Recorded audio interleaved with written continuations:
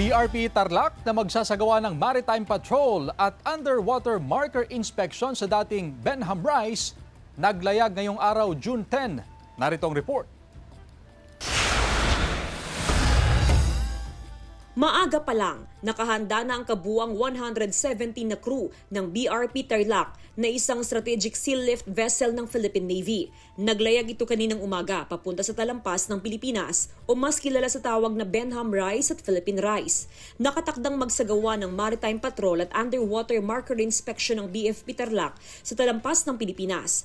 Bago ang paglalayag ay pinangunahan ni Lieutenant General Aristotel Gonzales ng Northern Luzon Naval Command ang inspection sa barko. Sunod nito, binasbasa ng mga magsisilbing crew. The deployment of Naval Task Group 11.1 through BRP Tarlac, of course with NH-434 and the Naval Special Warfare Unit 2, is not merely an operational task, but it is the embodiment of our collective resolve to reaffirm the nation's rightful claim over the talampas ng Pilipinas.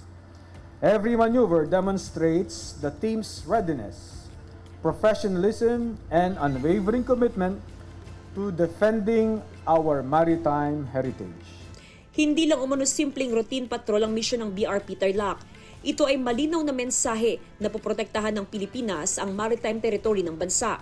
Your presence at the talampas ng Pilipinas is no routine patrol. It is a flag raising of national dignity, a promise to our fishermen and our children that what is legally ours will be vigorously protected. Sa June 12, nakatakda namang magsagawa ng flag raising ceremony sa BRP Tarlac bilang pakikiisa sa Araw ng Kasarinlan ng Pilipinas. Kasama si Daryl Peralta, Jasmine Gabriel Galban, One North Central Luzon.